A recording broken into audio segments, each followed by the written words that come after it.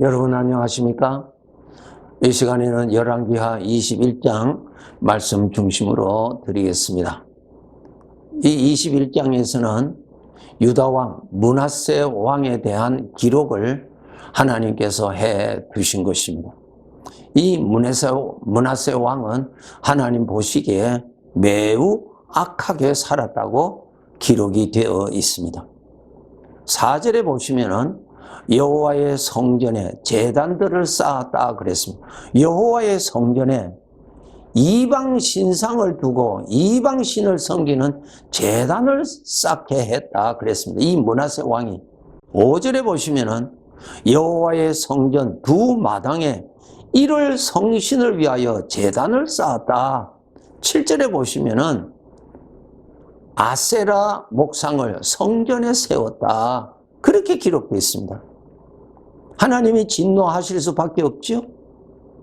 성전이라는 곳이 어디입니까? 하나님이 계시는 곳이 성전이죠. 하나님이 계시는 곳, 성전이에요. 하나님이 계시는 곳에 하나님을 진노케 하는 이방 신을 그곳에 두고 이방 신상을 거기에 두고 그곳에 절하게 하고 그곳에 제단을 쌓게 했다는 것입니다. 하나님을 진노케 하였던 그러한 왕이었습니다. 만물의 창조주 하나님이 주인이세요. 주인이 정하신 때에 우리를 이 세상에서 영원히 살 곳으로 불러가십니다. 그럴 때에 우리가 가져가는 것 두 가지가 있습니다. 다른 것은 하나도 못 가져갑니다. 세상의 것, 부귀영화, 아무것도 가져가지 못하는데 가져가는 것 두 가지 있는데, 첫째, 자기가 지은 죄는 다 가져갑니다. 죄는 이 세상에 두고 가는 것 아닙니다. 죄 다 가져갑니다. 낱낱이 다 가져갑니다. 죄를 가지고 가기 때문에 그 다음에 하나님 앞에서 심판을 받을 때 죄인으로 심판받지요. 죄가 있으니까 죄인이죠. 죄인으로서 심판을 받고 형벌을 받습니다. 얼마 동안? 영원토록. 왜? 내가 영원히 살 것이니까. 왜 영원토록 형벌 받아야 되는가? 그 죄가 영원히 나와 함께 있으니까요. 죄가 있으면 죄인이 되고 죄인은 형벌을 받아야 되지 않습니까? 참 무서운 것입니다. 죄라는 것이. 그래서 우리들이 살아가는 이 세상의 삶의 모든 크고 작은 그 죄들이 전부 다 가져갑니다. 영원토록 그 죄가 붙어 있습니다. 그러니까 그 죄에 따라서 형벌을 받습니다. 아주 하나님의 공평한 법의 집행이죠. 그런데 여기에서 우리가 알아야 될 것이 있습니다. 우리 모든 사람에게는 죄가 다 있습니다. 그러면 우리는 죄가 있으니까 이 죄는 가져가거든요. 그러면 죄인으로서 하나님 앞에 섭니다. 그러면 죄의 형벌을 영원히 받으면서 살아야 되는데 여기에서 구원받을 길을 하나님이 주셨습니다. 그것이 하나님께서 죄인들을 불쌍히 여기셔서 저들의 영혼을 불쌍히 여기셔서 거기에서 살려줄 수 있는 은혜의 법을 만들어 주셨어요. 은혜입니다. 그 법이 예수 그리스도를 믿으면, 예수 그리스도를 모시고 살면은 내가 너의 모든 죄를 내가 용서해 주겠다. 다 지워버리겠다. 너에게 있는 그 죄를 다 없애버리겠다고 법을 집행하실 하나님이 약속을 하셨어요. 그렇기 때문에 이 세상에서 언젠가는 사람들은 다 떠나게 되는데 떠나기 전에 반드시 해결해야 될 것이 자기에게 있는 모든 죄에 대한 용서를 받아야 됩니다. 그래서 반드시 예수 그리스도를 믿어야만 됩니다. 누구를 위해서? 자기 자신을 위해서. 그러면 예수 그리스도를 믿으면은 하나님께서 약속하신 대로 모든 죄 남김없이 그 죄를 나에게 있는 내 이름에 있는 모든 죄를 전부 다 삭제하십니다. 다 없애버리십니다. 그 하나님이 은혜를 베풀어 주시는 것이죠. 그것이 하나님의 약속입니다. 자, 그렇게 해서 우리가 예수님을 믿어서 구원받았어요. 어디로부터? 죄의 형벌로부터 구원받았습니다. 왜? 하나님의 약속이니까요. 그래서 우리가 예수님을 믿게 됐다는 것이 가장 큰 복입니다. 그러므로 우리 이웃들에게 아직까지 예수님을 믿지 않고 사는 자들에게는 기회가 닿는 대로 예수님을 믿도록 우리는 도와주어야 됩니다. 알려주어서 저들도 나와 같이 이러한 혜택을 받을 수 있도록, 하나님의 은혜를 받을 수 있도록 우리는 해 주어야 합니다. 그 다음 두 번째로 영원히 가는 것이 있습니다. 하나님을 섬긴 삶 영원히 갑니다. 영원히 갑니다. 이 세상에서 각자 어떻게 사는, 그거 영원히 가는 거 아닙니다. 이 세상을 떠남으로 끝납니다. 모든 것 끝납니다. 네, 어떤 훈장을 받았던 그것은 이 세상으로서 끝납니다. 그 훈장은 영원한 세상에 가져가지 못합니다. 영원히 가져가는 거 죄의 것이고, 그 다음에 영원히 가져가는 거 주인 되시는 하나님을 섬긴 삶, 그 섬김의 삶을 가져갑니다. 그러면 하나님을 섬겼다는 것이 무엇인가 하면 하나님을 기쁘시게 한 것, 그것이 영원히 갑니다. 그것이 하나님을 많이 기쁘시게 섬긴 사람은 그 영광이 더 크고, 그것이 좀 약한 사람은 그 영광이 약하고 그 비례에 따라서 베풀어 주시죠. 뿌린 대로 거두리라. 각각 행한 대로 내가 주리라. 하나님의 공평한 법칙입니다. 하나님을 잘 섬겨야 됩니다. 하나님을 기쁘시게 하는 것이, 그것이 바로 영원히 갑니다. 그것이 영원히 남습니다. 솔로몬 왕 여러분 잘 아시죠? 솔로몬 왕은 이 세상의 부귀영화를 그 어떤 사람보다도 소유를 많이 하였고 즐기고 누리고 만족했습니다. 그런데 그것이 영원히 가는가? 아니요. 영원히 가는 것 아닙니다. 솔로몬이 나중에 고백했죠. 그 모든 것들이 바람과 같이 다 사라지더라. 다 사라지고 안개와 같이 다 사라지더라. 네, 영원히 가는 것 아닙니다.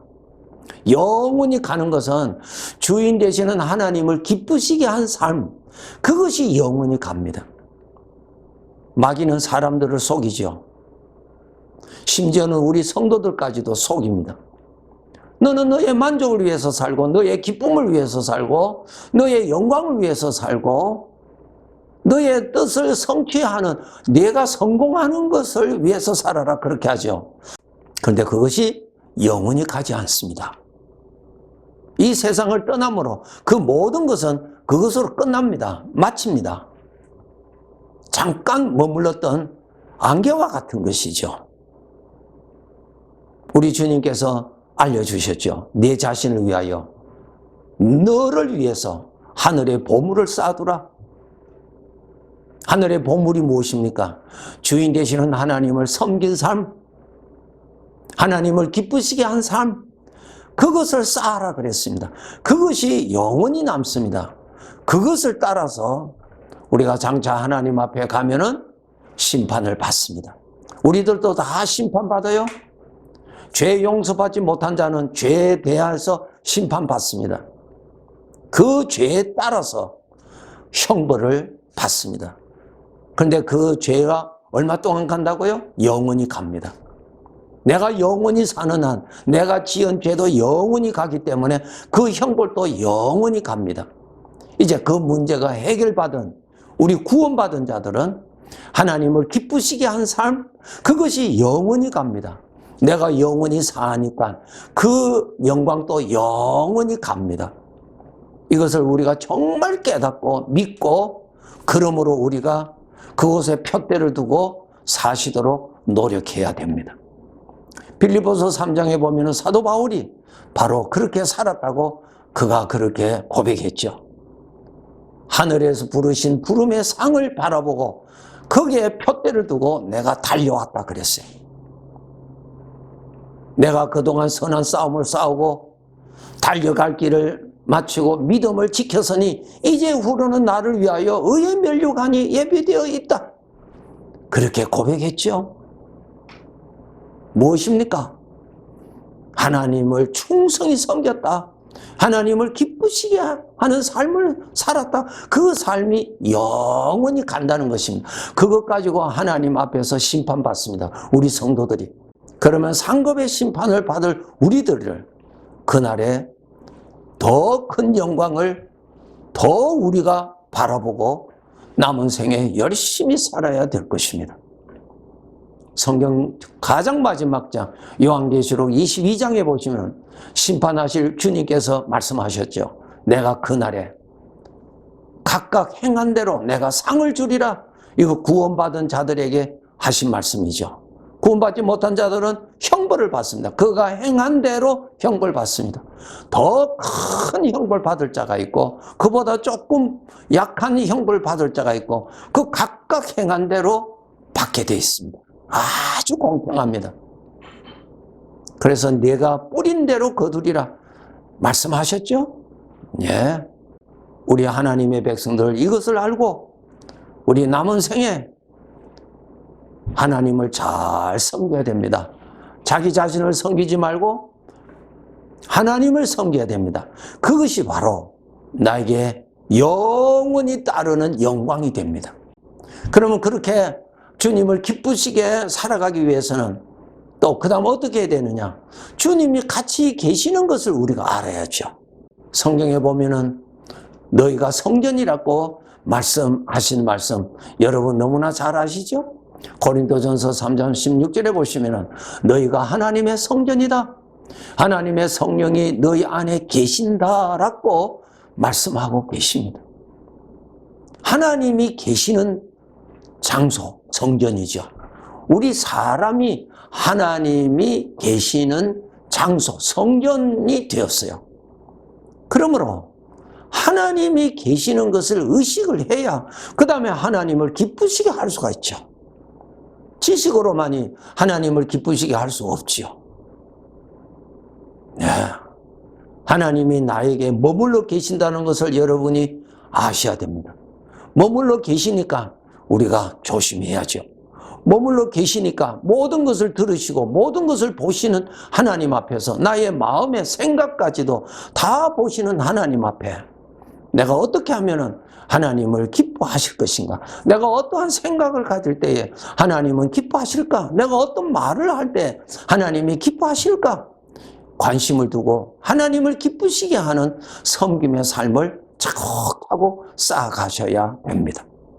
물론 우리가 어떤 데는 넘어지기도 하고 하지요. 그러나 또 일어나서 또 정신 차려서 하나님께서 그날을 위해서 쌓아두라고 기회를 주시는 하루하루의 삶에서 더 효과적으로 주님을 의식하고 주님을 모시고 주님의 마음을 기쁘시게 하는 그러한 삶을 살아야 될 것입니다.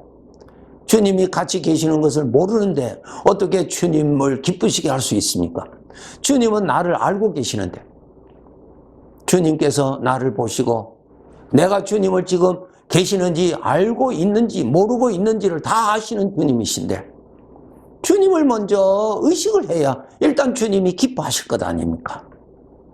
주님이 계시니까 믿음의 말을 하고 주님이 계시니까 주님의 이름을 높이는 말을 하고 이것이 다 주님을 섬기는 삶이에요.